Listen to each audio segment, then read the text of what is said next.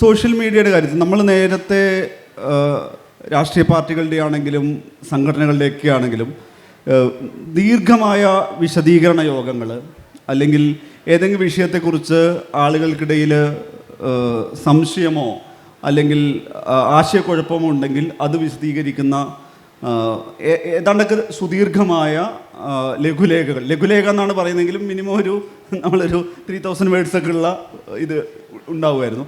അതിൽ നിന്ന് നമ്മൾ ചുരുക്കി ഏതെങ്കിലും വിഷയത്തിലൊന്ന് ചെറുക്കാൻ പറ്റാത്ത വിധത്തിൽ ചുരുക്കുന്ന വളരെ, അതായത് ഇപ്പോൾ വേണമെങ്കിൽ ലഘുലേഖ എന്നൊക്കെ പറയുന്ന രീതിയിലേക്ക് ഒരു ട്വിറ്ററിലൊക്കെ ട്വീറ്റ് ചെയ്യാവുന്ന തരത്തിലുള്ള കുറിപ്പുകളിലേക്ക് വരുന്നു.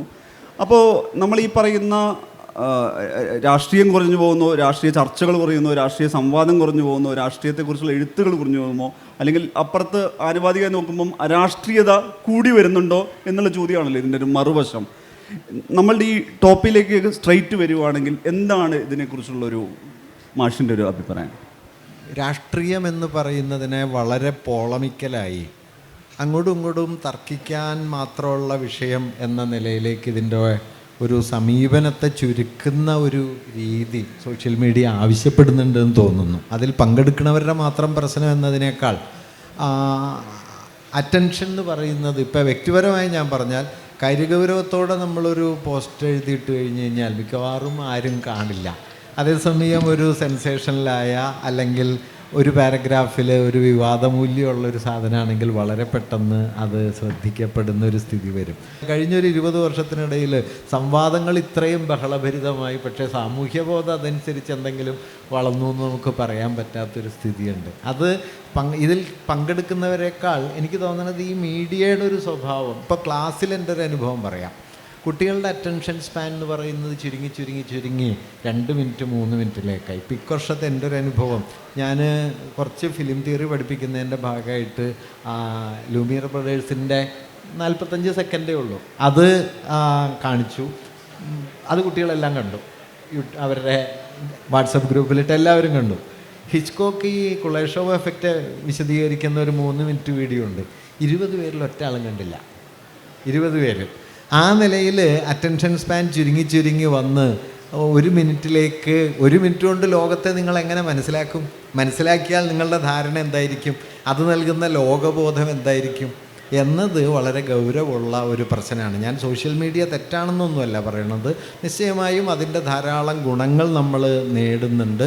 പക്ഷെ അതേ സമയത്ത് ഈ നിലയിലുള്ള സ്ട്രക്ചറലായ ഒരു ഉപരിപ്ലവത അതിനെ വലയം ചെയ്യുന്നുണ്ടോ എന്നുള്ളത് വാസ്തവത്തിൽ ശ്രദ്ധിക്കേണ്ട ഒരു കാര്യമാണെന്നാണ് എൻ്റെ ആദ്യത്തെ ഒരു അഭിപ്രായം.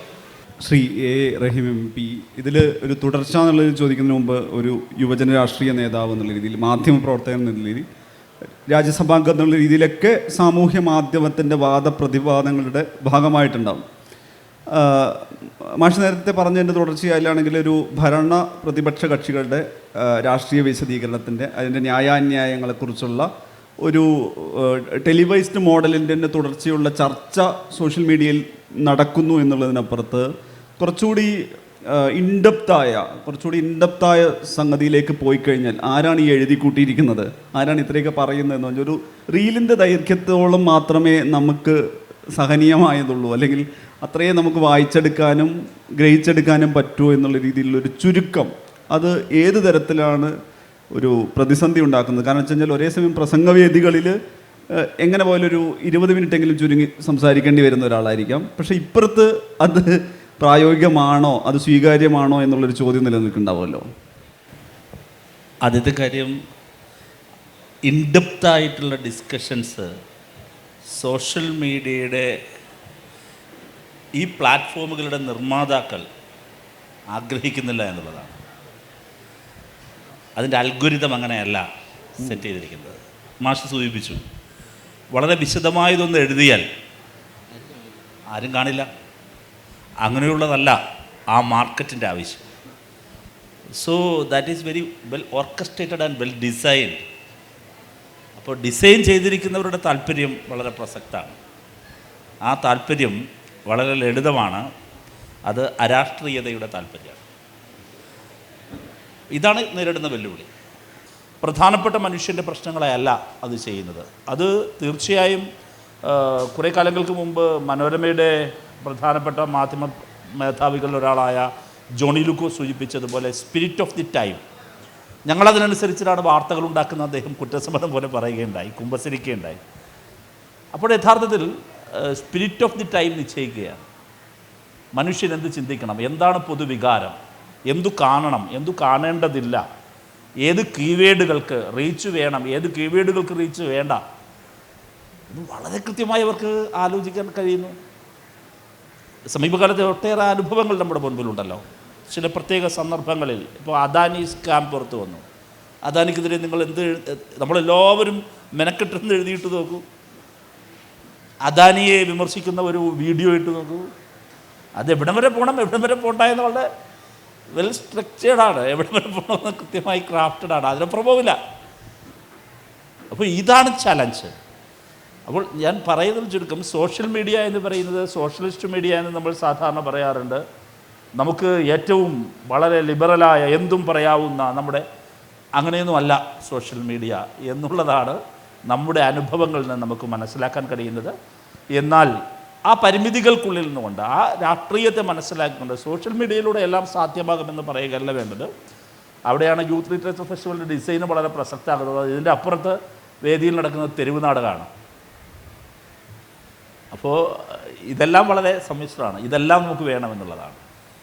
ഇപ്പോൾ രാഷ്ട്രീയ വിദ്യാർത്ഥികൾ എന്നുള്ള നിലയിലും യുവജന സംഘടന എന്നുള്ള നിലയിലും അല്ലെങ്കിൽ പുരോഗമന സ്വഭാവത്തെ നിലനിർത്തണമെന്ന് ആഗ്രഹിക്കുന്ന വ്യക്തികളും രാഷ്ട്രീയ സംഘടനകളും പൗരസമൂഹവും ഒക്കെ ചെയ്യേണ്ടത് സോഷ്യൽ മീഡിയയിൽ മാത്രം അഭയം പ്രാപിക്കാതെ സാമൂഹ്യ ഇടങ്ങളെ, സോഷ്യൽ സ്പേസുകളെ കൂടുതൽ എൻറിച്ചാക്കാൻ കഴിയുന്ന നിരന്തരമായ ഇടപെടലുകളെ, തീർച്ചയായും പ്രിൻ്റ് മീഡിയ, എഴുത്തിനെ, പുസ്തകങ്ങളെ, ലിറ്ററേച്ചറിനെ ഒക്കെ പ്രോത്സാഹിപ്പിക്കുന്ന ഒരു മൾട്ടിഫേസിറ്റഡ് അപ്രോച്ചിലൂടെ മാത്രമേ നമുക്ക് ഈ പ്രശ്നത്തിന് പരിഹാരം കണ്ടെത്താനാവുകയുള്ളൂ എന്നുള്ളതാണ് എൻ്റെ പക്ഷം. ഈ രണ്ട് വാദങ്ങളുണ്ടല്ലോ. ഒന്ന്, യുവതയ്ക്ക് നമ്മൾ ഈ പറയുന്ന ആൽഫ, ജെൻസി എന്നൊക്കെ പറയുന്ന പലതരത്തിലായിട്ട് ഇത് ചെയ്തിട്ടുള്ള യുവതലമുറയ്ക്ക് രാഷ്ട്രീയം അവരുടെ പരിഗണനാ വിഷയമോ പ്രാഥമിക പരിഗണന വരുന്നതോ ഒന്നല്ല. അല്ലെങ്കിൽ രാഷ്ട്രീയ, ഇപ്പം നമ്മൾ നേരത്തെ ഈ കോവിഡൊക്കെ വന്ന കാലത്തടക്കം വാട്സപ്പ് ഗ്രൂപ്പുകളിൽ ഇവിടെ രാഷ്ട്രീയം പറയരുത്, രാഷ്ട്രീയത്തെ പുറത്ത് നിർത്തിയ വാട്സപ്പ് ഗ്രൂപ്പുകൾ ആയിരുന്നു ഇഷ്ടം. കുടുംബത്തിലാണെങ്കിലും പുറത്താണെങ്കിലും ഏത് തരം സ്വഭാവത്തിലാണെങ്കിലും അവിടെ ഏതെങ്കിലും തരത്തിൽ യുവത ഈ പറയുന്ന കക്ഷി രാഷ്ട്രീയ ചർച്ചയല്ല ഞാൻ പറയുന്നത്, രാഷ്ട്രീയവുമായി ഏതെങ്കിലും തരത്തിലുള്ളൊരു രാഷ്ട്രീയ ചർച്ചകൾക്ക് പുറത്തേക്കാണ് അവരുടെ ആഗ്രഹം നിലനിർത്തുന്നത് എന്നതാണോ? അല്ലെങ്കിൽ നേരത്തെ മാഷ് പറഞ്ഞതുപോലെ, മാഷ് തന്നെ കഴിഞ്ഞ ദിവസത്തെ പ്രസംഗത്തിൽ പറഞ്ഞു, ഇപ്പോൾ ഒരു കോഴി ചർച്ചകളാവുന്ന വാദിച്ച് ജയിക്കാൻ, തർക്കിച്ച് ജയിക്കാനുള്ള അത്തരം താർക്കിക യുക്തിയിൽ മാത്രമുള്ള ഒരു ടെലിവൈസ്ഡ് ഓർക്കസ്ട്രേറ്റഡ് ചർച്ചകളുടെ ഒരു പ്രതിഫലനമോ അല്ലെങ്കിൽ ഒരു മിറർ റിഫ്ലക്ഷൻ പോലെയായിട്ട് സാമൂഹ്യ മാധ്യമങ്ങൾ മാറി. ഭരണകക്ഷിയുടെ ഒരു വാദങ്ങൾ, പ്രതിപക്ഷത്തിൻ്റെ വാദങ്ങൾ, അല്ലെങ്കിൽ ഇതിന് രണ്ടിനെയും അനുകൂലിക്കുന്നവരുടെ വാദപ്രതിവാദങ്ങൾ, അവിടെയും ഈ അടിച്ചു ജയിക്കുക എന്നുള്ളൊരു സംഗതി വന്നതുകൊണ്ടുള്ള ഒരു സാച്ചുറേഷൻ സംഭവിച്ചതാണ്. ഇതിലേത് വാദമാണ് പ്രസക്തമായി നിൽക്കുന്നത്? അതല്ലാത്ത ഏതെങ്കിലും കാരണമാണോ ഈ പറഞ്ഞ? ഇപ്പോൾ നമ്മൾ സ്വാഭാവികമായിട്ടും സാമൂഹ്യ മാധ്യമങ്ങളിൽ രാഷ്ട്രീയം കുറഞ്ഞു പോകുമ്പോൾ എന്നുള്ളത് സത്യത്തിൽ ഒരു ആശങ്കയായി, ഒരു ചോദ്യചിഹ്നമായിട്ടാണ് നിൽക്കുന്നത്. അത് സമൂഹത്തിലും ഈ പറഞ്ഞ രാഷ്ട്രീയം കുറഞ്ഞ ഒരു അരാഷ്ട്രീയതയുടെ ഇത് കൂടുന്നു, വ്യാപ്തി കൂടുന്നു എന്നുള്ളൊരു ശങ്കയാണല്ലോ അവിടെ നിലനിൽക്കുന്നത്. അല്ല, പുതിയ തലമുറയ്ക്ക് രാഷ്ട്രീയ ധാരണ ഇല്ല എന്ന് കരുതുന്നത് ശരിയല്ല. ഞാൻ മനസ്സിലാക്കിയിടത്തോളം ക്യാമ്പസുകളിലൊക്കെ വളരെ പൊളിറ്റിക്കലായ ഒരു തലമുറയുണ്ട്. അവർ വളരെ സൂക്ഷ്മമായി കാര്യങ്ങളെ മനസ്സിലാക്കുകയും ഒരുപക്ഷെ എനിക്ക് തോന്നുന്ന ഒരു കാര്യം, ആ തലമുറയോടും അവരുടെ രാഷ്ട്രീയത്തോട് എൻഗേജ് ചെയ്യാൻ പാകത്തിന് നമ്മുടെ രാഷ്ട്രീയ പ്രവർത്തന രീതികൾ കുറേ കൂടി നവീകരിക്കപ്പെടേണ്ടതുണ്ട് എന്നൊരു പ്രശ്നമുണ്ട്. ഇപ്പം ഞാൻ വിദ്യാർത്ഥി സംഘടനാ പ്രവർത്തകനായിരുന്ന കാലത്തെ 80കളും 90കളുമാണ്.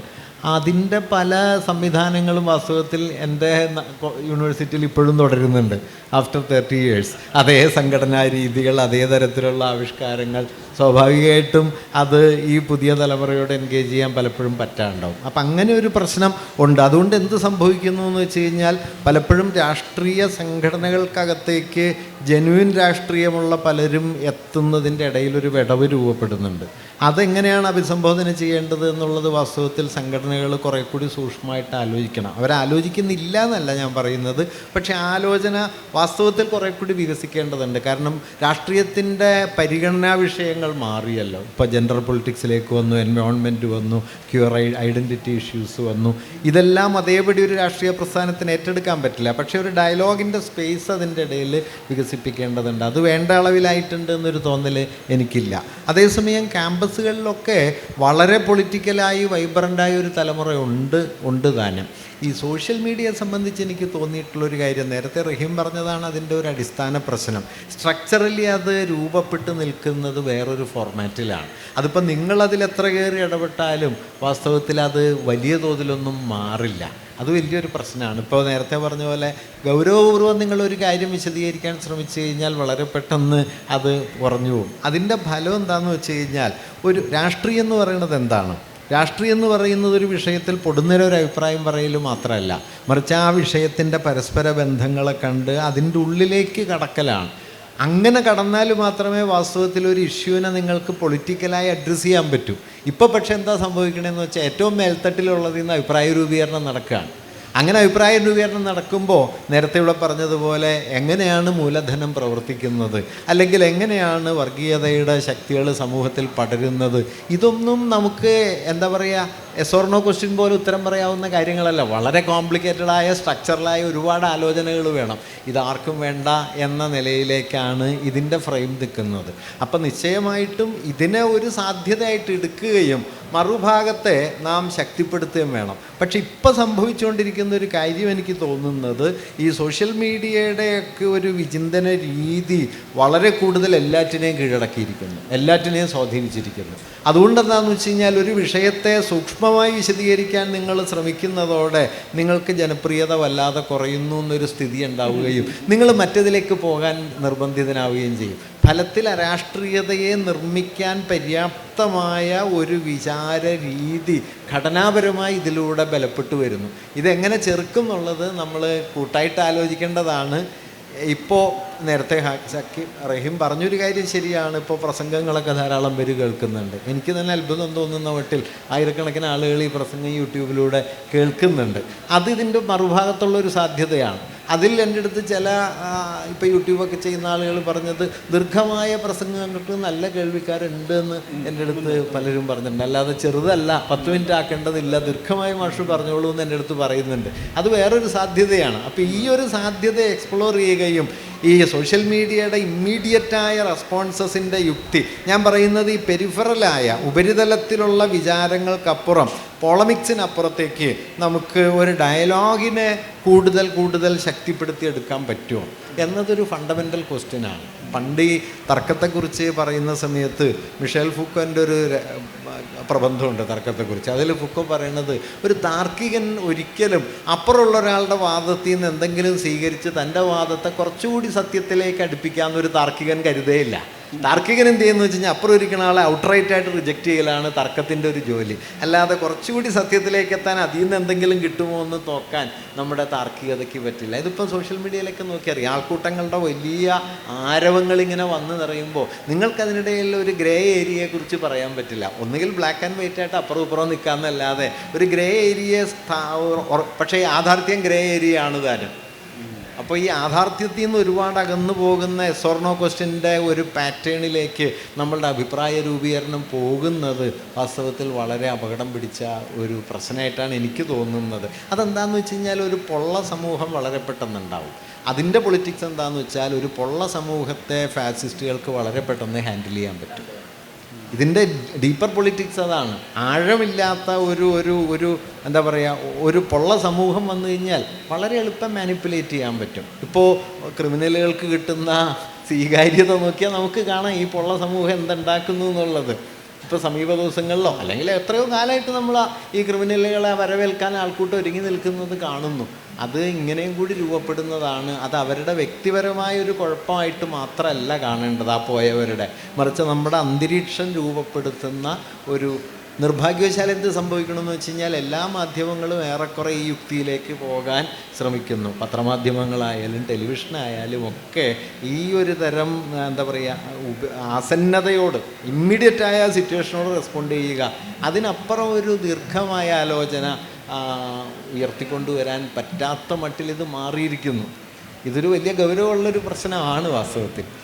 ഈ മാഷ് പറഞ്ഞു നിർത്തിയെടുത്ത് തന്നെ പറയുകയാണെങ്കിൽ ഈ പൊള്ള സമൂഹം എന്ന് പറയുമ്പോൾ സ്വാഭാവികമായിട്ട് ഒരു ജനപ്രതിനിധി രാജ്യസഭാംഗം എന്നൊക്കെ രീതിയിൽ വേണമെങ്കിൽ എ റഹീമിനെ ഒരു ദിവസം രാവിലെ എഴുന്നേൽക്കുമ്പം ഏതെങ്കിലും ഒരു സോഷ്യൽ മീഡിയ ടച്ച് മൂവ്മെൻറ്റിൽ എ റഹീം കഴിഞ്ഞ ഒരാഴ്ചയായിട്ട് പാർലമെൻറ്റിൽ ഇല്ലായിരുന്നല്ലോ, എന്ത് ചെയ്യുകയായിരുന്നു എന്ന് ചോദിച്ചാൽ അതിലൊറ്റ വരി ഉത്തരവില്ല. ഞാൻ പറഞ്ഞത് ഈ പൊള്ള സമൂഹം എന്ന് പറയുന്നത് അവർ സൃഷ്ടിച്ചെടുക്കുന്ന വ്യാജവാദത്തെ, വ്യാജ വാർത്തയുണ്ട്, അവിടെ വ്യാജ പ്രചരണങ്ങളുണ്ട്, ഇതെല്ലാം ഉണ്ട്. ഇത് നമ്മൾ ഈ പറയുന്ന ഇതിനെ ഏതെങ്കിലും തരത്തിൽ പൊളിച്ചെടുക്കണമെങ്കിൽ, ഇതിനെ ഡീബങ്ക് ചെയ്യണമെങ്കിൽ, ഇത് ഞാൻ പറഞ്ഞ ഉറവിട മാലിന്യ നിർമ്മാർജ്ജനം എന്നൊക്കെ പറഞ്ഞാൽ ഇത് കംപ്ലീറ്റ് ആയിട്ടത് ഇല്ലാതാക്കി എടുക്കണമെങ്കിൽ അവിടെ ഒരു ഒറ്റ വരിയോ ഒരു ഇൻസ്റ്റൻറ്റ് റിയാക്ഷനോ ഒരു കമൻറ്റോ പോരാതെ വരുമല്ലോ. പക്ഷേ അതേസമയം തന്നെ ഇത് ആളുകളെ അറ്റൻറ്റീവാക്കി കേട്ട് ഇപ്പം നമ്മൾ പറഞ്ഞു പോകുമ്പോഴാണ് ഈ പറഞ്ഞു പോകുന്ന അവസാനത്തെ വാക്ക് വരെ ആളുകൾ അറ്റൻറ്റീവായിട്ട് നിൽക്കില്ല എന്നുള്ള പ്രശ്നമുണ്ടല്ലോ. ഇതുണ്ടാക്കുന്ന ഒരു എന്താ പറയുക ആശങ്കയോ ആദ്യമോ ഒക്കെ ഇല്ലേ? വലുതായിട്ടുണ്ട് തീർച്ചയായിട്ടും. അത് ലോകത്തെമ്പാടുമുണ്ടല്ലോ. പോസ്റ്റ് ട്രൂത്ത് എന്ന് പറയുന്ന വേർഡ് തന്നെ വരുന്നത് അങ്ങനെയാണല്ലോ. 2021 ഫിലിപ്പീൻസുകാരിയായ മാധ്യമപ്രവർത്തക മരിയ റിസയെ തേടി നൊബേൽ പുരസ്കാരം എത്തുന്നതും ആ പശ്ചാത്തലത്തിലാണ്. അവിടെ റാപ്ലർ എന്ന് പറയുന്നവരുടെ പ്ലാറ്റ്ഫോം വഴി അവർ നിരന്തരമായി വ്യാജ വാർത്തകൾക്കെതിരെ സന്ധിയില്ലാത്ത സമരം നടത്തിയ ഒരാളാണ് മരിയ റിസ. 2021 സമാധാനത്തിൻ്റെ നൊബേൽ അവരെ തേടിയെത്തി. ഞാൻ പറഞ്ഞു വരുന്നത് അതൊരു റിയാലിറ്റിയാണ്. അതിനെ എങ്ങനെ മുറിച്ചു കിടക്കുമെന്നുള്ളത് വളരെ പ്രസക്തമായൊരു ചോദ്യവുമാണ്. പൊള്ളയായ സമൂഹത്തിൻ്റെ ഏറ്റവും പ്രധാനപ്പെട്ട ഒരു കാര്യം, പൊള്ളയായ സമൂഹം എന്ന് പറഞ്ഞാൽ സമൂഹത്തെ വലതുപക്ഷവൽക്കരിക്കാൻ വേണ്ടി ആസൂത്രിതമായി നടത്തുന്ന നീക്കമാണ് മാഷ് വിശദീകരിച്ചതൊക്കെ. പൊള്ളയായ സമൂഹമെന്ന് അദ്ദേഹം വിളിപ്പേരിട്ട് വിളിച്ചതാണ് അതിനെ. അത് വലതുപക്ഷ സമൂഹത്തെ വലതുപക്ഷവൽക്കരിക്കുക. അതിലെ ഏറ്റവും പ്രധാനപ്പെട്ടൊരു കാര്യം വംശീയത, വർഗീയത, അന്ധവിശ്വാസങ്ങൾ, ശാസ്ത്രവിരുദ്ധത, ഇതെല്ലാം നിരന്തരമായി പ്രചരിപ്പിക്കുക. അതിനെല്ലാം വലിയ മാർക്കറ്റ് ഉണ്ടാവുക. ഇപ്പോൾ നിങ്ങളുടെ തന്നെ മാധ്യമ സ്ഥാപനത്തിൽ കഴിഞ്ഞ ദിവസം ഞാൻ കാണുകയായിരുന്നു, അഭിലാഷ് മോഹൻ നടത്തിയ ഒരു അഭിമുഖത്തിൽ അദ്ദേഹം പറയുകയാണ്, ഞങ്ങൾ ഇതിന് കമ്പൽ ചെയ്യപ്പെടുകയാണ്, ഇത്തരത്തിലുള്ള വാർത്തകളൊക്കെ കൊടുക്കാൻ ഞങ്ങൾ നിർബന്ധിതരാവുകയാണ്. ഷിരൂരിലെ ഇത് കാണാൻ ആളുകൾക്ക് താല്പര്യം വരുന്നു, ഞങ്ങൾ എന്ത് ചെയ്യാം, ഞങ്ങൾക്കതിൽ നിന്ന് തിരിച്ചു പോകാൻ പറ്റില്ല. കഴിഞ്ഞ ദിവസം വേറൊരു പ്രധാനപ്പെട്ട മാധ്യമ സ്ഥാപനം എന്നോട് പറഞ്ഞത്, റിപ്പോർട്ടർ TV ആദ്യമേ ഷിരൂരിലേക്കൊക്കെ പോയി, ഞങ്ങളാദ്യം അവഗണിക്കാൻ ശ്രമിച്ചു, പിന്നീട് അവഗണിച്ചാൽ ഞങ്ങൾ പരിധിക്ക് പുറത്താവുമെന്ന് മനസ്സിലായി, പിന്നെ ഞങ്ങളും കമ്പലായി, ഞങ്ങളും പിന്നെ ആളെ പറഞ്ഞിട്ട് എത്ര രൂപ ചെലവിട്ടിട്ടാണ് ഞങ്ങൾ അവിടെ ഞങ്ങളുടെ യൂണിറ്റിനെ അയച്ചത്, ഇല്ലെങ്കിൽ പിന്നെ ഞങ്ങൾ ഔട്ടായി പോകും. അപ്പോൾ അങ്ങനെ ഒരു സമൂഹം രൂപപ്പെട്ട് വരുന്നുണ്ടോ? അവിടെയാണ് ഞാൻ പറഞ്ഞത്, സമൂഹത്തെ പൊള്ളയാക്കാൻ വളരെ ആസൂത്രിതമായി നടക്കുന്നൊരു ശ്രമം എന്നുള്ള നിലയത്തിനാണ് രാഷ്ട്രീയമായി നമ്മളതിനെ കാണുന്നത്. എങ്ങനെയാണ് പ്രതിരോധിക്കേണ്ടത് എന്നുള്ളതാണ്. ഇവിടെ ഇദ്ദേഹം പറഞ്ഞു, ഇദ്ദേഹത്തിൻ്റെ തന്നെ സ്പീച്ച്, ഞാൻ അഖിൽ പി ധർമ്മജൻ്റെ കാര്യം പറഞ്ഞു, ഇവിടെ വളരെ പ്രസക്തമായൊരു കാര്യമുണ്ട്. നേരത്തെ സുനിൽ മാഷ് പറഞ്ഞു, ഈ പുതിയ തലമുറയോട് ചേർന്ന് നിൽക്കാൻ കഴിയുന്ന ഭാഷയാണോ എന്നുള്ളത് വളരെ പ്രസക്തമായൊരു കാര്യമാണ്. എന്തുകൊണ്ട് സുനിൽ മാഷ് ഒരുപാട് പ്രസംഗങ്ങൾ വരുന്നുണ്ട് യൂട്യൂബിൽ, പക്ഷേ എന്തുകൊണ്ട് സുനിൽ മാഷിൻ്റെ പ്രസംഗങ്ങൾ വരുന്നതെന്ന് ചോദിച്ചു കഴിഞ്ഞാൽ 2-3 കാര്യങ്ങൾ ഇന്നത്തെ തലമുറയ്ക്ക്, പ്രത്യേകിച്ചും സോഷ്യൽ മീഡിയത്തെ അൽഗോരിതത്തെ, വളരെ ഫ്രെയിംഡായ അൽഗോരിതത്തെ ബ്രേക്ക് ചെയ്യാൻ കപ്പാസിറ്റി ഉണ്ടെന്നാണ് എൻ്റെ അഭിപ്രായം. അതിൽ ഏറ്റവും പ്രധാനപ്പെട്ട ഒന്ന്, അത് സോഷ്യൽ മീഡിയ സ്പെഷ്യലിസ്റ്റുകൾ തന്നെ പറയുന്നൊരു കാര്യമാണ്, ഇമോഷനാണ്. ഇമോഷൻ എന്ന് പറയുന്നത് സോഷ്യൽ മീഡിയയിലെ വെരി പവർഫുൾ ആയിട്ടൊരു എലമെൻ്റാണ്. എനിക്കൊന്ന് മനീഷ് തരാൻ നന്നായിട്ട് അറിയാൻ പറ്റുന്ന കാര്യമാണ്. വളരെ പവർഫുള്ളാണ് ഇമോഷൻ. വളരെ ഇമോഷണലായിട്ടുള്ള ഒരു തംബ്നെയിൽ നിങ്ങൾ കൊടുത്താൽ ആ സ്റ്റോറി, ആ കണ്ടൻറ്റ് പോകുന്നത് പറക്കും. അത് അല്ലെങ്കിൽ ഇമോഷണൽ. അപ്പോൾ ഒന്ന് ഇമോഷൻ. ദെൻ രണ്ടാമത് ഇൻഫോർമേറ്റീവ് ആവുക എന്നുള്ള വളരെ പ്രധാനപ്പെട്ട കാര്യമാണ്. ഈ പോസ്റ്റ് ട്രൂത്തിൻ്റെ കാലത്തും ഇൻഫോർമേറ്റീവായിട്ടുള്ള കാര്യങ്ങളെ, അങ്ങയുടെ പ്രസംഗം ഞാൻ കാണുന്നത്, എന്തുകൊണ്ട് അങ്ങയുടെ പ്രസംഗം ചെറുതായതുകൊണ്ടല്ല ആളുകൾ കൂടുതൽ കാണുന്ന റീച്ച് കിട്ടുന്നത്, അത് ഇൻഫോർമേറ്റീവായിട്ടുള്ള എലമെൻ്റ് ഉണ്ട്. ആ ആംഗിളിലാണ് ഞങ്ങളുടെ പ്രസംഗം വൈറലാകുന്നത് എന്നുള്ളതാണ് എൻ്റെ ഒരു നിരീക്ഷണം. തീർച്ചയായും ഇന്നത്തെ കാലത്തിൻ്റെ ജീവിതം പറയുക, അത് ആളുകൾ ആഗ്രഹിക്കുന്നുണ്ട്. അതുകൊണ്ടാണ് നിമ്ന വിജയും അഖിൽ പി ധർമ്മജനും എല്ലാം തന്നെ സാമൂഹ്യ മാധ്യമങ്ങളിൽ തന്നെ വൈറലായി മാറുന്നത്. അപ്പോൾ ഇത് മൂന്നും, ഇപ്പോൾ നമ്മളെപ്പോഴും നമ്മുടെ ഉത്തരവാദിത്വം ഈ സാമൂഹ്യ മാധ്യമ പരിസരങ്ങളിൽ നിന്നാകെ നമുക്ക് മാറി നിൽക്കാനാവില്ലല്ലോ. മാത്രവുമല്ല, ഈ ടെക്നോളജിയുടെ ഡെവലപ്മെൻറ്റിനെ എല്ലാം തന്നെ ഏറ്റവും ഫലപ്രദമായി നമ്മൾ ഉപയോഗിക്കുകയാണല്ലോ വിദഗ്ധമായി. അവിടെ നമ്മൾ കോൺഷ്യസ് ആവേണ്ടത് നമ്മൾ പരമാവധി ജനങ്ങളുടെ ജീവൽ പ്രശ്നങ്ങൾ, ഇമോഷനെ. ഇപ്പോൾ ഇവിടെ തന്നെ തകര ബാൻഡ് ഞാൻ ശ്രദ്ധിക്കാറ്. ഞാൻ അതിനുശേഷം ജെയിംസുമായിട്ട് സംസാരിച്ചു. എത്ര ഗംഭീരമായ പൊളിറ്റിക്സാണ്. അതിലെ ചില പാട്ടുകൾ യഥാർത്ഥത്തിൽ ഇവിടെ അപ്പോഴുണ്ടായിരുന്ന മുഴുവൻ പേരും അത് ഏറ്റുപാടുന്നുണ്ടായിരുന്നു. അതിൽ പ്രവാസി, പിന്നെ മോദി ഗവൺമെൻറ്റിനെ എല്ലാം തന്നെ എത്ര ഗംഭീരമായി വിമർശിക്കുകയാണത്. അതൊരു പക്ഷേ അങ്ങ് പറഞ്ഞതുപോലെ ഒരു ക്ലാസ് മുറിയിൽ ഒരു മണിക്കൂർ നീണ്ടു നിൽക്കുന്ന ഒരു ക്ലാസ്സോ ഒരു ഉപന്യാസമോ ഒരു പ്രസംഗമോ ഇല്ലെങ്കിൽ ഒരു പത്രത്തിൻ്റെ മിഡിൽ പീസ് ആർട്ടിക്കിളോ വായിക്കുന്നവരല്ല അവർ. പക്ഷേ അതിൽ പങ്കുവെക്കാൻ കഴിയുന്നതിനേക്കാൾ വലിയ ഒരു പൊളിറ്റിക്കൽ ഫീലിംഗ് ക്രിയേറ്റ് ചെയ്യുന്നതിന് വേണ്ടിയിട്ട് അയാൾ ഒരൊറ്റ പാട്ടിന് സാധിക്കുന്നുണ്ട്. അത് ഈ ന്യൂജൻ വിളിക്കുകയാണ് ആ പാട്ട്, ഒരു വരി പോലും തെറ്റാതെ. ഇയാളെക്കാൾ ഫലപ്രദമായ ഒരുപാടാണ്. അപ്പോൾ എങ്ങനെ അവരുടെ മനസ്സിലേക്ക് അത് കയറുന്നു ചോദിച്ചു കഴിഞ്ഞാൽ അവരെ ബാധിക്കുന്ന ജീവൽ പ്രശ്നങ്ങളെ ഊന്നിക്കൊണ്ട് അവരുടെ ഭാഷ, ഓരോ കാലഘട്ടത്തിനും അവരുടേതായ ലാംഗ്വേജ് ഉണ്ട്. നമ്മളെങ്ങനെയാണ് കുമാരനാശാൻ്റെ സിഗ്നിഫിക്കൻസ് വരുന്നത്, വീണപൂ വരുന്നത്, വീണപൂ അതുവരെ ഉണ്ടായിരുന്ന എഴുത്തിൻ്റെ രീതികളെ, ചിട്ടവട്ടങ്ങളെ തിരുത്തി എഴുതിയപ്പോഴായിരുന്നല്ലോ. ശ്രീഭൂവിൽ അസ്ഥിര എന്ന് പുറപ്പെടുമ്പോൾ അവിടെ തുടങ്ങുന്ന മാറ്റതാണല്ലോ. അപ്പോൾ ആ മാറ്റം എല്ലായ്പ്പോഴും ഉണ്ടായിട്ടുണ്ട്.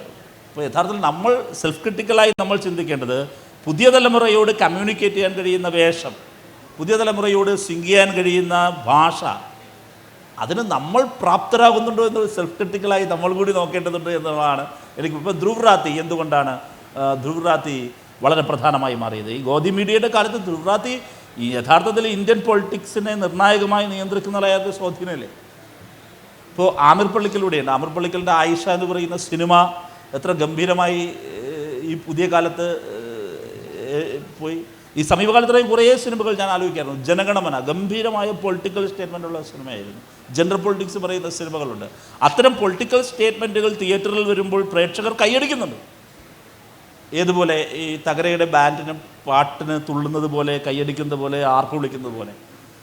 അപ്പോൾ ജനമത് ആഗ്രഹിക്കുന്നുണ്ട്. പക്ഷേ ആ ഒരു എസ്തറ്റിക് സെൻസിൽ നമുക്ക് അവതരിപ്പിക്കാൻ കഴിയുന്നുണ്ടോ എന്നുള്ളതിൽ ഒരു സെൽഫ് ക്രിട്ടിക്കലായി കൂടി നമ്മൾ എപ്പോഴും ചിന്തിച്ചു കൊണ്ടിരിക്കണം എന്നത് കൂടിയാണ് എൻ്റെ പക്ഷം.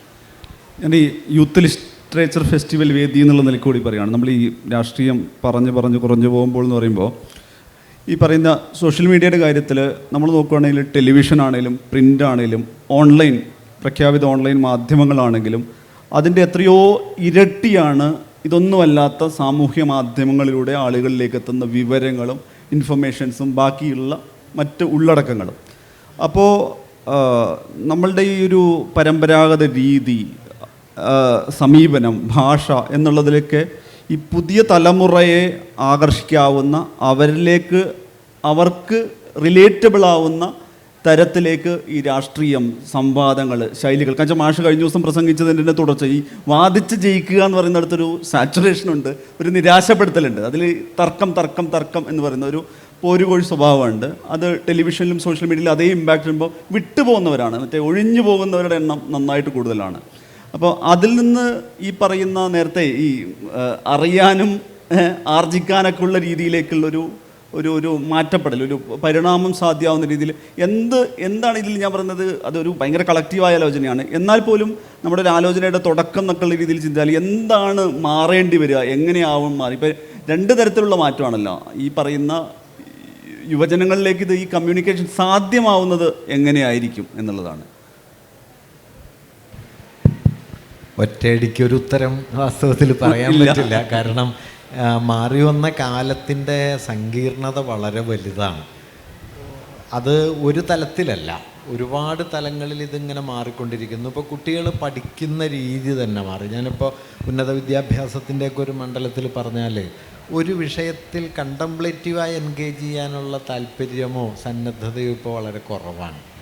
ഇപ്പോൾ ഒരു നോവൽ പഠിക്കാനുണ്ടെങ്കിൽ ആ നോവലിനെ കുറിച്ച് ലഭ്യമായൊരു എസ്സേ വായിക്കുക, പരീക്ഷയ്ക്കുള്ള ഒരു ഒരുക്കം നടത്തുക എന്നല്ലാതെ ആ നോവൽ വായിക്കണം എന്നത് വാസ്തവത്തിൽ ഇപ്പോൾ പലരും ചെയ്യുന്നൊരു കാര്യമല്ല. അപ്പോൾ എന്ത് പറ്റുമെന്ന് വെച്ചാൽ നോവലിനെ കുറിച്ചുള്ള ഒരു ബേസിക് ഇൻഫർമേഷൻ നിങ്ങളുടെ കയ്യിലുണ്ടാവും, പക്ഷേ നോവൽ വായിച്ചിട്ടില്ല. എക്സ്ട്രാക്ട് കിട്ടിയാൽ മതി അല്ലേ? എക്സ്ട്രാക്ട് കിട്ടിയാൽ മതി. അപ്പം നോവൽ നിങ്ങൾക്ക് എന്താ തരുന്നതെന്ന് ചോദിച്ചു കഴിഞ്ഞാൽ നിങ്ങൾ നിന്നിടത്ത് നിന്ന് നിങ്ങളെ നോവൽ വേറൊരു ലോകത്ത് കൊണ്ടുപോകുമല്ലോ. ഈ ഗൈഡ് അതൊന്നും ചെയ്യില്ലല്ലോ. ഗൈഡ് പരീക്ഷയ്ക്ക് എഴുതാൻ പാകത്തിന് കുറച്ച് വിവരം തരുള്ളൂ. അപ്പോൾ ഈ നോവൽ വായിക്കുന്നതും നോവലിനെ കുറിച്ചുള്ള ഒരു എസ്സേ പഠിക്കുന്നതും തമ്മിലുള്ള വ്യത്യാസം വളരെ വലുതാണ്. ഇത് പൊതുവിൽ നമ്മുടെ ഉന്നത വിദ്യാഭ്യാസത്തിൽ സംഭവിച്ചിട്ടുണ്ടെന്ന് എനിക്ക് തോന്നുന്നത് 2 നിലയിൽ പറയാം. ഒന്ന്, ഇൻഫർമേഷൻ പാക്കേജുകൾ എന്ന നിലയിൽ വിദ്യാഭ്യാസത്തിൻ്റെ ഒരു സ്വഭാവം മാറി. 2, സ്കിൽ ഡെവലപ്മെൻറ്റ് എന്ന നിലയിലേക്ക് മാറി. ക്രിട്ടിക്കൽ തിങ്കിങ് എന്ന് പറയുന്നത് മിക്കവാറും ഉപേക്ഷിക്കപ്പെട്ട ഏറ്റവും അവസാനത്തേക്ക് ഏതാണ്ട് മൃതപ്രായം എന്ന് തന്നെ പറയാവുന്ന സ്ഥിതിയിലാണ് നമ്മുടെ ഹയർ എഡ്യൂക്കേഷനിൽ ഇപ്പം നടക്കുന്നത്. അത് വളരെ ആസൂത്രിതമാണ്. ഇപ്പോൾ UGCയിലൊക്കെ മറ്റേ JRF ഒക്കെ ഉണ്ടല്ലോ, ജൂനിയർ റിസർച്ച് ഫെലോഷിപ്പ്. ഫിലോസഫിയിൽ ജൂനിയർ റിസർച്ച് ഫെലോഷിപ്പ് കൊടുക്കാനായിട്ട് സെലക്ഷൻ പ്രൊസീജിയർ എന്താണെന്ന് വെച്ചാൽ 100 വൺ വേർഡ് ചോദ്യങ്ങളാണ്. ഈ 100 വൺ വേർഡ് ചോദ്യങ്ങൾ ഉത്തരം എഴുതുന്ന ആൾക്ക് JRF ഇട്ടാണ്. അയാൾക്ക് അനലറ്റിക്കൽ കപ്പാസിറ്റി ഉണ്ടോ, കൺസെപ്ച്വൽ തിങ്കിങ് ഉണ്ടോ, ഇതൊന്നുമില്ല. കാൻറ്റിൻ്റെ അമ്മയമ്മയുടെ പേരെന്താണെന്ന് ചോദിച്ചിട്ട് അതിന് ഉത്തരം പറയുന്ന ആളെ തിരഞ്ഞെടുക്കുകയാണ്. അല്ലാതെ ഇതിന് ഒരു എന്താ പറയുക, ഒരു ചിന്താശീലം കയ്യിലുണ്ടോ, നിങ്ങൾക്കൊരു ആർഗ്യുമെൻറ്റ് ബിൽഡപ്പ് ചെയ്യാൻ പറ്റുമോ, സ്വന്തം നിലയ്ക്ക് ആലോചിച്ചൊരു ആശയത്തെ വികസിപ്പിക്കാൻ പറ്റുമോ? ഞാൻ കരുതുന്നത് നേരത്തെ റഹീമത് പറയണ്ടായി, ഒരു ആഴത്തിൽ അല്ലെങ്കിൽ സമഗ്രതയോടെ സാമൂഹിക യാഥാർത്ഥ്യത്തെ മനസ്സിലാക്കാൻ കെൽപ്പുള്ളൊരു തലമുറയെ ഇല്ലാണ്ടാക്കുക എന്നുള്ള വളരെ ബോധപൂർവമായ ശ്രമം അതിപ്പോൾ തുടങ്ങിയതല്ല കേട്ടോ, ഒരു 25-30 കൊല്ലമായിട്ടുണ്ട്. വാസ്തവത്തിൽ കുമരവെങ്കലം ബിർളയും മുകേഷ് അംബാനിയും കൂടി ചേർന്ന് പണ്ട് കൊടുത്ത വാജ്പേയി ഗവൺമെൻറ്റിൻ്റെ കാലത്ത് കൊടുത്തൊരു റിപ്പോർട്ടുണ്ട്, അംബാനി ബിർള റിപ്പോർട്ട്. അതിൽ പറയണത് എന്താണെന്ന് വെച്ച് കഴിഞ്ഞാൽ ഈ ഹയർ എഡ്യൂക്കേഷൻ എന്നുള്ളത് ഓണ്ടർപ്രണേഴ്സിന് കൊടുക്കണം, അതിൽ സർക്കാർ വേണ്ട. കാരണം അവർ വേണ്ടത് അവരുണ്ടാക്കിക്കോളും എന്ന് വെച്ചാൽ പണിക്കാരെ ഉണ്ടാക്കല, പണിക്കാർ മാത്രം മതി. അല്ലാതെ ഒരു ക്രിട്ടിക്കൽ തിങ്കിങ് എഡ്യൂക്കേഷനിൽ ആവശ്യമേ ഇല്ല എന്ന യുക്തി അന്നേ തുടങ്ങിയതാണ്. കഴിഞ്ഞൊരു 3 പതിറ്റാണ്ട് കൊണ്ട് അത് ഏകദേശം പൂർണ്ണമായി നടപ്പായി. അതിൻ്റെ അടുത്ത തലമുറയാണ് വാസ്തവത്തിൽ ഇപ്പോൾ ഉള്ളത്. അതുകൊണ്ട് ഈ ഉന്നത പൊതുസമൂഹത്തിൽ തന്നെ ഈ എന്താ പറയുക, ഒരു വിഷയത്തിൻ്റെ പരസ്പര ബന്ധത്തെ നോക്കാനുള്ള ഒരു ശേഷി വല്ലാതെ കുറഞ്ഞു. ഞാനിപ്പോൾ വേറൊരു പഴയൊരു ഉദാഹരണം വേണം പറയാം, സമയക്കുറവ് ചിലപ്പോൾ. അതായത് പണ്ട് ഐക്യകേരള പ്രസ്ഥാനം വന്ന സമയത്ത് കൊച്ചി രാജാവ് ഐക്യകേരളത്തിന് വേണ്ടിയിട്ട് തൻ്റെ രാജാധികാരം ഉപേക്ഷിക്കാൻ തയ്യാറാണ് എന്ന് സമ്മതിച്ചു. അന്ന് ഐക്യകേരളത്തിന് വേണ്ടി വാദിച്ച ആളുകളൊക്കെ അതിനെ പിന്തുണച്ചു. EMS പക്ഷേ അതിനെതിരെ ഒരു ലേഖനം എഴുതി. ആ ലേഖനത്തിൻ്റെ തലക്കെട്ട് കൊച്ചി രാജാവിൻ്റെ ഐക്യകേരള പ്രഖ്യാപനം ബ്രിട്ടീഷ് കമ്മട്ടത്തിലടിച്ച കള്ളനാണയം എന്ന് പറഞ്ഞിട്ട് അതിനിശ്ചിതമായ ആക്രമണമാണ്. അപ്പോൾ ആളുകളെല്ലാം ഈ തലക്കെട്ടിൽ പ്രകോപിതരായി. PM-ൻ്റെ വാദം എന്തായിരുന്നു എന്ന് വെച്ച് കഴിഞ്ഞാൽ, ചിരപുരാതനമായ പരശുരാമ സൃഷ്ടമായ കേരളം എന്നുള്ള സങ്കല്പത്തിൽ നിന്നാണ് മൂപ്പരി ഐക്യകേരളത്തെ മുമ്പോട്ട് വയ്ക്കുന്നത്, അത് പുനഃസ്ഥാപിക്കപ്പെടണമെന്നാണ്. PM-ൻ്റെ വാദം എന്താണെന്ന് വെച്ച് കഴിഞ്ഞാൽ, പരമ്പരാഗതമായ കേരളമെന്നോ അതിൻ്റെ ആചാരങ്ങൾക്കോ മൂല്യങ്ങൾക്കോ ഒരു പ്രസക്തിയുമില്ലാത്ത ഒരു പുതിയ കേരളത്തിന് ഐക്യകേരളമാവാൻ പറ്റും. അതുകൊണ്ട് കൊച്ചി രാജാവ് ചെയ്യണത് ഈ എന്താ പറയുക, ഭൂപ്രഭുക്കളെയും രാജാക്കന്മാരെയൊക്കെ ഇടനിലപ്പണിക്കാരായിട്ട് നിർത്തി ചുങ്കം പിരിച്ച ബ്രിട്ടീഷുകാരൻ്റെ അതേ പണിയാണ് ഇതിനകത്തുള്ളത് എന്ന് പറഞ്ഞിട്ട് നിശിതമായിട്ട് ആക്രമിച്ചു. ഞാൻ പറയണത് ഇപ്പം അത് സാധ്യമാവില്ല. കാരണം രാജാവ് ഐക്യകേരളത്തിന് പിന്തുണ പ്രഖ്യാപിച്ച നാട്ടുകാരൊക്കെ കൂടി രാജാവിൻ്റെ കൂടെ കൂടുന്ന സ്ഥിതിയിലേക്ക് കാര്യം പോയി. രാജാവിൻ്റെ ഐക്യകേരളം ഏതാണ്, നമ്മൾ പറയുന്ന ഐക്യകേരളം ഏതാണെന്ന് വേർതിരിച്ചറിയാനുള്ള വിവേകം ഇല്ലാണ്ടായിപ്പോൾ. ഇത് വളരെ പ്രധാനമാണ്. നിങ്ങൾ പറയുന്ന ഐക്യകേരളം രാജാവ് പറഞ്ഞ ഐക്യകേരളം അല്ല, അത് ആധുനിക ജനാധിപത്യത്തിൻ്റെ ഐക്യകേരളമാണ്. മറ്റത് പരശുരാമ മഴുവെറിഞ്ഞ കേരള. ഈ വ്യത്യാസം തിരിച്ചറിയുക എന്നുള്ളത് പൊളിറ്റിക്സിനെ സംബന്ധിച്ച് വളരെ പ്രധാനമാണ്. ഈ വ്യത്യാസത്തെ റദ്ദാക്കുന്നു എന്നുള്ളതാണ് ഞാൻ നേരത്തെ പറഞ്ഞ ഉപരിപ്ലവത. അപ്പോൾ ഇതിനെ എങ്ങനെ നേരിടുന്നു വെച്ചാൽ പല തലങ്ങൾ വേണം. അതിൽ നേരത്തെ റഹീം പറഞ്ഞ ഒരു കാര്യം വളരെ പ്രധാനമാണ്. നമ്മുടെ അവതരണങ്ങൾക്കകത്ത് എൻ്റെ ഒരു തോന്നൽ, ഇപ്പോൾ പ്രസംഗങ്ങളെ സംബന്ധിച്ച് പറയുകയാണെങ്കിൽ വസ്തുതകൾ ഉണ്ടാവണം. അല്ലാതെ ഈ നമ്മുടെ ഈ ശബ്ദകോശം കൊണ്ടൊന്നും മനുഷ്യരെ കീഴടക്കാനൊന്നും പറ്റില്ല. മറിച്ച് വസ്തുതകൾ ഉണ്ടാവുക, പിന്നെ അതിനോട് നമ്മൾ പറയുന്നതിനോട് നമ്മൾ സത്യസന്ധരാണെന്ന് കേൾക്കുന്നവർക്ക് തോന്നിയാൽ അത് കുറേ ഫലിക്കും. പക്ഷെ അതുകൊണ്ട് മാത്രമൊന്നും നേരിടാവുന്ന സ്ഥിതിയല്ല ഇതിനകത്തുള്ളത്. വളരെ ആസൂത്രിതമായ നിലയിലൊരു കൗണ്ടർ സ്ട്രാറ്റജി എങ്ങനെയാണ് രൂപപ്പെടുത്തേണ്ടത് എന്നുള്ളത് വാസ്തവത്തിൽ എല്ലാ തലങ്ങളിലും ആലോചിക്കണം. കാരണം കുട്ടികൾ പഠിച്ചു തുടങ്ങുന്ന സമയത്ത് തന്നെ ഈ ഇൻഫർമേഷൻ പാക്കേജുകളുടെ ഒരു യുക്തിയിലേക്ക് എത്തിക്കാൻ ഇന്ന് വളരെ കൂടുതൽ പരിശീലനമുണ്ട്. അവരൊരു ഉന്നത സ്ഥാനത്തേക്ക് എത്തുമ്പോഴേക്കും ഏതാണ്ട് അവരുടെ തല, ഇപ്പം ഞാൻ വേറൊരു കാര്യം പറയാം, ഏറ്റവും വിദ്യാഭ്യാസം കിട്ടിയ ആളുകൾ തന്നെ വർഗീയവാദികളാവാൻ ഒരു പ്രയാസമില്ലല്ലോ. ഇല്ല, അവരുടെ വിദ്യാഭ്യാസമൊക്കെ എവിടെ പോയി? പൊളിറ്റിക്കൽ സയൻസിൽ PhD എടുത്തതിന് ശേഷം ജാതി ശരിയാണെന്ന് പറയുന്ന ഒരാളുടെ പൊളിറ്റിക്കൽ സയൻസ് എന്താ? അപ്പോൾ ഈ അയാൾ പഠിച്ച പൊളിറ്റിക്കൽ സയൻസും അതിൻ്റെ PhD എവിടെ പോയി? ഇപ്പോൾ ആർത്തവ ലഹള നടന്നു, സുവോളജിയൊക്കെ പാസ്സായ ആളുകൾ ആർത്തവ ലഹളയിൽ ഇറങ്ങുന്നത്. അപ്പോൾ ഈ സുവോളജിക്ക് എന്ത് പറ്റി? ഇതൊരു പാഴായി പോകുന്ന അറിവല്ലേ. അപ്പം ആ തലത്തെ നമ്മൾ അഡ്രസ്സ് ചെയ്തില്ലെങ്കിൽ ഇതിനെ ബ്രേക്ക് ചെയ്യാൻ പറ്റില്ല. അതുകൊണ്ട് വളരെ ആഴത്തിൽ പൊളിറ്റിക്കൽ ആവണം. അത് കക്ഷിതലത്തിലുള്ള രാഷ്ട്രീയത്തിന് ഞാൻ എതിരൊന്നുമല്ല. നിശ്ചയമായും കക്ഷിതല രാഷ്ട്രീയത്തിൻ്റെ ഒരു മേജർ ഫ്രെയിമാണ്. പക്ഷെ അതിനോടൊപ്പം തന്നെ നമ്മുടെ രാഷ്ട്രീയത്തിൻ്റെ സൂക്ഷ്മാംശങ്ങളിലേക്ക് വികസിക്കുന്ന ഒരു രാഷ്ട്രീയ വിചിന്തനം പ്രസ്ഥാനങ്ങൾ ഉണ്ടാക്കണം, വിദ്യാഭ്യാസ യുക്തിയിൽ ഉണ്ടാവണം. ഇപ്പോൾ വ്യക്തിപരമായി ഞാൻ പറഞ്ഞാൽ നമ്മൾ ഈ പഠന ക്യാമ്പുകളിലൊക്കെ പോകുമ്പോൾ പലപ്പോഴും അറ്റൻറ്റീവായ ആളുകളെ കിട്ടാൻ പ്രയാസമാണ്. മുഴുവൻ ആളുകളും മൊബൈൽ നോക്കിയിരിക്കും. നമ്മൾ ശൂന്യാകാശത്തേക്ക് വെടിവെക്കണ പോലെയാണ് ക്ലാസ് എടുക്കുക. ഇതെവിടെയാണ് പോയി കൊള്ളണമെന്ന് ആർക്കറിയാം. എന്നാലും പിന്നെ കർമ്മം ചെയ്യുക നമ്മുടെ ധർമ്മം എന്നുള്ള പഴയ പാട്ടിൻ്റെ ഒരു വരിയും പാടിയിട്ട് നമ്മൾ ക്ലാസ് എടുത്ത് പോരുന്ന സ്ഥിതിയാണ്. അപ്പം അത് നമ്മൾ മാറ്റാൻ വളരെ പരിശ്രമം ആവശ്യപ്പെടുന്ന കാര്യമാണ്. But we have to do it. നമുക്കെനിക്ക് തോന്നുന്നത് സമയക്കുറവ് കൂടി പരിഗണിച്ച് ഓഡിയൻസ് എന്നുള്ള ചോദ്യങ്ങളിലേക്ക് കൂടി കടക്കാം. മൈക്ക്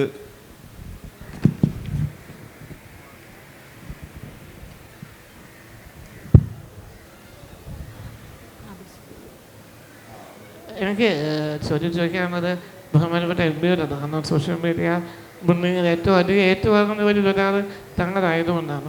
ഒരു കുഞ്ഞ അനുഭവം ഞാനൊന്ന് പങ്കുവച്ചോളെ.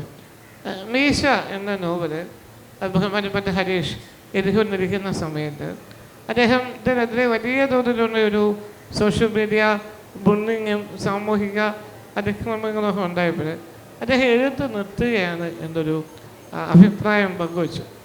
അന്ന് അദ്ദേഹം എഴുത്ത് നിർത്തുന്നതിനെ വിമർശിച്ചുകൊണ്ട്, ഒരിക്കലും ആ പുസ്തകത്തെ എന്ന് വിമർശിച്ചത്, എഴുത്ത് നിർത്തുന്നു എന്ന വാദത്തെ വിമർശിച്ചുകൊണ്ട് ഞാനൊരു ഫേസ്ബുക്കിൽ എഴുതി. എൻ്റെ അമ്മയ്ക്ക് വരെ തെറി വിളിച്ചുകൊണ്ടാണ് അന്ന് കമൻറ്റ് വന്നത്. അപ്പോൾ അതിന് എൻ്റെ താഴെ ഒരു ചോദിക്കുന്നതൊക്കെ, നിങ്ങൾ ഹൈന്ദവരെ, ഹിന്ദുത്വത്തെ, എൻ്റെ അമ്മമാരെ മുറിവേൽപ്പിക്കുന്നു എന്ന്. എൻ്റെ ഒറ്റ കമൻറ്റാണ് അവരെത്തെ. എന്താണ് ഹിന്ദുത്വം? അത് അവൻ്റെ കമൻറ്റ് തീർന്നു. ഫാഷിസം നമുക്കറിയുന്നത് മുസോളിനിക്കും ഹിറ്റ്ലറിനും ഒക്കെ മുൻപേ തന്നെ ഉള്ളതാണ്. പക്ഷേ ആധുനിക ഫാസിസത്തിന് മുഖമില്ല എന്ന് വിശ്വസിക്കുന്ന ഒരാളാണ് ഞാൻ. ആ മുഖമില്ലാത്ത ഒരു ഫാസിസത്തെ എങ്ങനെ നമുക്ക് ഇല്ലാതാക്കാൻ കഴിയും എന്നൊരു ചിന്ത പങ്കുവച്ചാൽ നന്നായിരുന്നു, പ്രത്യേകിച്ച് സോഷ്യൽ മീഡിയ ഫാസിസത്തെ. പൊളിറ്റിക്കലൈസ് ചെയ്യുക എന്നുള്ളത് മാത്രമേ വഴിയുള്ളൂ. സമൂഹത്തെ ഒരു എളുപ്പ വഴിയില്ല, ഒറ്റമൂലിയില്ല എന്നുള്ളതാണ് എൻ്റെ പക്ഷം. പൊളിറ്റിക്കലൈസ് ചെയ്യുക, രാഷ്ട്രീയവൽക്കരിക്കുക, ചരിത്രവൽക്കരിക്കുക എന്നതിനപ്പുറത്ത് മറ്റൊരു കടമയും മറ്റൊരു വഴിയും നമുക്കില്ല. ലളിതയുക്തമായൊരു മറുവഴി ഇതിനില്ല. തുടർച്ചയായി ചെയ്തുകൊണ്ടേയിരിക്കുക. ഇപ്പോൾ സോഷ്യൽ മീഡിയ ലിഞ്ചിങ്ങിനെ കുറിച്ച് അദ്ദേഹം സൂചിപ്പിച്ചു. വളരെ വളരെ മോശപ്പെട്ട, വളരെ അപകടകരമായ, സ്ത്രീ വിരുദ്ധമായ, ദളിത് വിരുദ്ധമായ, എല്ലാ അർത്ഥത്തിലും ബോഡി ഷെയ്മിങ്, അങ്ങനെ പൊളിറ്റിക്കൽ കറക്റ്റ്നെസ്സിന് എല്ലാ തലങ്ങളെയും എടുത്തു പിടിക്കാവുന്ന വളരെ മോശപ്പെട്ട പദപ്രയോഗങ്ങളും അവഹേളനങ്ങളുമൊക്കെ നിരന്തരമായി സോഷ്യൽ മീഡിയ ഒരു രീതിയായി വന്നിട്ടുണ്ട്. മുഖമില്ല, പറയാം, എന്തും പറയാം എന്നുള്ളത്. എന്തും പറയാം എന്നുള്ള സ്വാതന്ത്ര്യം എന്നുള്ളത് തെറ്റുകൾക്കെതിരെ പറയുക എന്നുള്ളതല്ല, വ്യവസ്ഥിതിക്കെതിരെ പറയുക എന്നുള്ളതല്ല, മറിച്ച് ഈ നിലയിൽ പറയുക എന്നുള്ളതാണ്. തീർച്ചയായും അതിനെതിരെ വളരെ ശക്തമായിട്ടുള്ള ഒരു പൊളിറ്റിക്കലൈസേഷൻ എന്നുള്ളതിനപ്പുറത്ത് നമുക്ക് ലളിതമായ മറുവഴികളൊന്നുമില്ല എന്നുള്ളതാണ്. നിരന്തരമായി അതിനെ ശ്രമിച്ചുകൊണ്ടിരിക്കുക പൊളിറ്റിക്കലൈസ് ചെയ്യാൻ.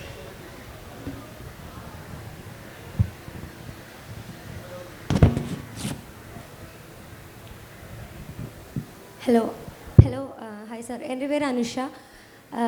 എനിക്കിപ്പോൾ ഈ ചർച്ചയിൽ വളരെ ഇമ്പോർട്ടൻ്റ് ആയിട്ട് നിങ്ങൾ പറയണമെന്ന് തോന്നിയൊരു പോയിൻ്റാണ്, ഇപ്പോൾ രാഷ്ട്രീയം പറഞ്ഞു കുറഞ്ഞു പോകുന്നു സോഷ്യൽ മീഡിയയിൽ. അതിൻ്റെ ഏറ്റവും വലിയൊരു കാരണമായിട്ട് എനിക്ക് തോന്നിയിട്ടുള്ളത് പാപ്പരാസി കൾച്ചറാണ്. കഴിഞ്ഞൊരു വർഷമായിട്ട് കേരളത്തിൽ വന്നിട്ടുള്ള പാപ്പരാസി കൾച്ചർ. ആരാണ് നമ്മുടെ അടുത്ത് രാഷ്ട്രീയം പറയേണ്ടത്? അല്ലെങ്കിൽ എൻ്റെ ചെറുപ്പത്തിൽ മൈ ഡാഡ്, പുള്ളിക്കാരൻ മേക്ക് ഷുവർ ദാറ്റ് ഞാൻ ന്യൂസ് കാണും, ന്യൂസ് അല്ലെങ്കിൽ പത്രം വായിക്കും, എന്താണ് സംഭവിക്കുന്നതെന്ന് അറിയാൻ വേണ്ടിയിട്ട്. പക്ഷേ ഇന്നത്തെ നമ്മുടെ വലിയ മാധ്യമ പാരമ്പര്യമുള്ള കേരളത്തിലെ മാധ്യമങ്ങൾ പരിതാപകരമായ അവസ്ഥയാണ്. കഴിഞ്ഞ ദിവസം റിപ്പോർട്ടർ ചാനലിലൊരു റിപ്പോർട്ടറിനെ കലോത്സവത്തിനിടയിൽ ഒപ്പന കളിച്ച ഒരു സ്കൂൾ കുട്ടിയുടെ അടുത്ത് ഫ്ലേർട്ട് ചെയ്തതിൻ്റെ പേരിൽ പോലീസ് കേസെടുത്തു. അതുപോലെ ബോബി ചെമ്മണ്ണൂരിനെ അറസ്റ്റ് ചെയ്തപ്പോൾ ഭയങ്കര സാഡ് BGM ഒക്കെ ഇട്ടിട്ടാണ് ഇവർ വീട്ടുകാരും പിടിച്ചു. സ്വാതന്ത്ര്യ സമരത്തിന് പോലീസ് പിടിച്ചുകൊണ്ട് പോയ പോലെയാണ് മാധ്യമങ്ങൾ റിയാക്ട് ചെയ്യുന്നത്. എന്തുകൊണ്ടാണ് മാധ്യമങ്ങൾ ഇത്രയും തരം താഴ്ന്നത്? കേരളത്തിലെ പാപ്പരാച്ചി കൾച്ചർ വന്നതിന് ശേഷമാണ്. അവർ പാപ്പരാച്ചികളായി മാറുകയാണ്. ഇപ്പം നമ്മുടെ കേരളത്തിൽ പറയുകയാണെങ്കിൽ മെയിൻ സ്ട്രീം മീഡിയ ഒന്നും തന്നെ മാധ്യമ പ്രവർത്തനം ചെയ്യുന്നില്ല. അപ്പം കേരളത്തിലെ പാപ്പരാച്ചി കൾച്ചറിനെ കുറിച്ചൊരു കമൻറ്റ് നിങ്ങൾ പറഞ്ഞു തന്നത്. തീർച്ചയായിട്ടും അതാണ്, പൂർണ്ണമായും താങ്കളുടെ നിരീക്ഷണത്തോട് ഞാൻ യോജിക്കുകയാണ്.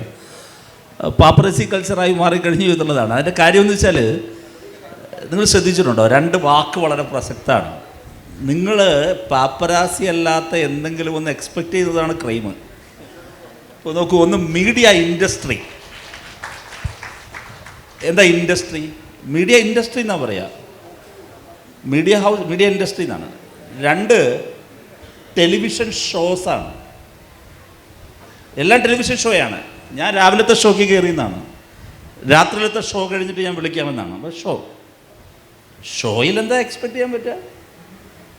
ഇപ്പം നമ്മുടെ സമയം, പ്രേക്ഷകരുടെ സമയം, ഇന്ന് എന്താണ് ദൃശ്യമാധ്യമങ്ങളിൽ സംഭവിക്കുന്നത് ചോദിച്ചാൽ, പ്രേക്ഷകരുടെ സമയത്തെ, ആ സമയത്തിന് പ്രൈം ടൈം എന്നും നോൺ പ്രൈം ടൈം എന്നും ഒക്കെ എല്ലാം തന്നെ അവർ വിലയിട്ട് മാറ്റി വെച്ചിട്ടുണ്ട്, സെഗ്മെൻറ്റുകളാക്കിയിട്ടുണ്ട്.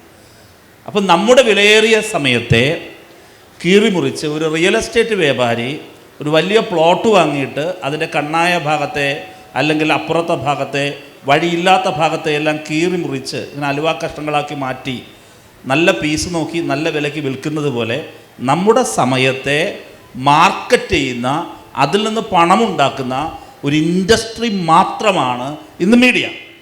ആ മീഡിയയിൽ നിന്ന്, അപ്പോൾ ഇതാണ് മീഡിയ എന്നും ഇതാണ് റിയാലിറ്റി എന്നും നമ്മൾ ലൗഡായി ജനങ്ങളോട് പറയുക എന്നതിനപ്പുറത്ത് ഇവരിൽ നിന്ന് കൂടുതലൊന്നും എക്സ്പെക്റ്റ് ചെയ്യരുത്. വലിയ മുതലാളിമാരെല്ലാം വന്ന് ഇന്ന് ചാനലിലൂടെയൊക്കെയാണ്. കേരളത്തിൽ ഇപ്പോൾ ചാനൽ വരെ തട്ടിട്ട് നടക്കാൻ പറ്റുന്നില്ല. ഇനിയും വേറെ ഏതൊക്കെ വരാനുണ്ടെന്നാണ് പറയുന്നത്. അപ്പോൾ ഇതാണ് ഇതിൻ്റെ റിയാലിറ്റി. ഇത് ലൗഡായി പറയുക, ഇത് എക്സ്പോസ് ചെയ്യുക എന്നുള്ളതാണ് ഏറെ പ്രധാനപ്പെട്ട ഒരു കാര്യം. മറ്റൊരു കാര്യം എനിക്ക് കൂട്ടിച്ചേർക്കാനുള്ളത്, മീഡിയ ലിറ്ററസി എന്നുള്ളത് വളരെ പ്രധാനപ്പെട്ട കാര്യമാണ്. അപ്പോൾ ഇതിവിടെ പറയുമ്പോഴേക്കും സോഷ്യൽ മീഡിയയുടെ റോളോ, നേരത്തെ ഇവിടെ പറഞ്ഞു, വളരെ മോശമായ, അതും ഒരു പാപ്പരാസി മഞ്ഞ സംസ്കാരത്തിൽ പൊള്ളയായ രാഷ്ട്രീയം ഉൽപ്പാദിപ്പിക്കുന്ന ഒരു ഉപകരണമായി സോഷ്യൽ മീഡിയ പ്ലാറ്റ്ഫോമുകൾ മാറുന്നു. ഇപ്പോൾ എന്ത് ഉൾക്കൊള്ളണം, എന്ത് ഫോർവേഡ് ചെയ്യണം, എന്ത് നമ്മൾ അബ്സോർവ് ചെയ്യണം എന്നതിനെ സംബന്ധിച്ചുള്ള ഒരു മീഡിയ ലിറ്ററസി എനിക്ക് തോന്നുന്നു. രജ്ദീപ് സർദേശായി മുമ്പൊരിക്കൽ പറഞ്ഞൊരു കാര്യമുണ്ട്, ഇന്ന് കേരളം ചിന്തിക്കുന്നു അത് നാളെ ഇന്ത്യ ചിന്തിക്കുന്നു എന്നുള്ളതാണ്. അപ്പോൾ സാക്ഷരതാ പ്രസ്ഥാനത്തിന് ഇന്ത്യയിൽ ഒരു ജനകീയ മൂവ്മെൻറ്റായി മുമ്പോട്ട് വരികയും അത് വിജയകരമാക്കുകയും ചെയ്തൊരു സ്റ്റേറ്റാണ് കേരളം. എൻ്റെ ഒരു വിനയപൂർവമായ അഭിപ്രായം, മീഡിയ ലിറ്ററസി ക്യാമ്പയിൻ നമ്മൾ സ്റ്റാർട്ട് ചെയ്യണം. ഇവിടുന്ന് അഭിലാഷ് മോഹൻ കഴിഞ്ഞ ദിവസം നിങ്ങളോട് പറഞ്ഞല്ലോ, ജനമത് ആഗ്രഹിക്കുന്നു, അപ്പോൾ ഞങ്ങളത് കൊടുക്കാൻ നിർബന്ധിതരാകുന്നു. ജനത്തിന് വേണ്ടി ചെയ്യുന്ന ത്യാഗമാണ്. അപ്പോൾ ജനത്തെ എഡ്യൂക്കേറ്റ് ചെയ്യാനുള്ള മീഡിയ ലിറ്ററസിയുടെ ഒരു വളരെ പ്രചണ്ഡമായ ക്യാമ്പയിന് ഗവൺമെൻറ് തന്നെ ഇനിഷ്യേറ്റ് ചെയ്യുകയും അത് സമ്പൂർണ്ണ സാക്ഷരതാ മോഡൽ നമ്മളെല്ലാവരും ആ വഴിക്ക് നീങ്ങുകയും ചെയ്യുന്ന, അതൊരു നീഡ് ഓഫ് ദി അവർ എന്നെല്ലാം നമുക്ക് പറയാൻ കഴിയുന്ന ഏറ്റവും ഉചിതമായ കാലഘട്ടത്തിൻ്റെ അനിവാര്യതയായി വന്നു ചേർന്നിരിക്കുന്നു എന്നുള്ളതാണ് അത് സംബന്ധിച്ചുള്ള എൻ്റെ വിനയപൂർവമായ അഭിപ്രായം.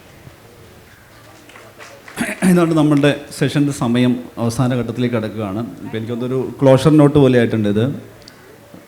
എന്തായാലും ഈ സോഷ്യൽ മീഡിയ രാഷ്ട്രീയം പറഞ്ഞ് കുറഞ്ഞു പോകുമ്പോൾ എന്നുള്ളത് നമുക്ക് കുറഞ്ഞ സമയത്തിൽ പറഞ്ഞ് അവസാനിപ്പിക്കാനും പറ്റുന്നല്ല. ഇതൊരു ഡിബേറ്റായി, അല്ലെങ്കിൽ ഈ നേരത്തെ പറഞ്ഞ പോലെ ഒരു മീഡിയ ലിറ്ററസി, സോഷ്യൽ മീഡിയ ലിറ്ററസിയിലേക്കൊരു തുടർച്ചയിൽ ഈ പറഞ്ഞ നേരത്തെ അനുഷയൊക്കെ ഇവിടെ ചോദിച്ച പോലെ ഒരു വോയറിസ്റ്റിക് പ്ലഷറിന് വേണ്ടി ഉണ്ടാക്കുന്ന ഒരു കണ്ടന്റ് ക്രിയേഷൻ എന്നൊക്കെ ആളുകൾ മാറി ചിന്തിക്കാവുന്ന തരത്തിലേക്കുള്ള ഒരു സമൂഹത്തെ നിർമ്മിച്ചെടുക്കലും വാർത്തെടുക്കലൊക്കെ, അതായത് പുതിയ അൽഗോരിതം ക്രിയേറ്റ് ചെയ്യലൊക്കെ ഈ പറയുന്ന നമ്മുടെ ഇടപെടലിലൂടെ സാധ്യമാവേണ്ടതുണ്ട് എന്നാണ് തോന്നുന്നത്. എന്തായാലും താങ്ക് യു.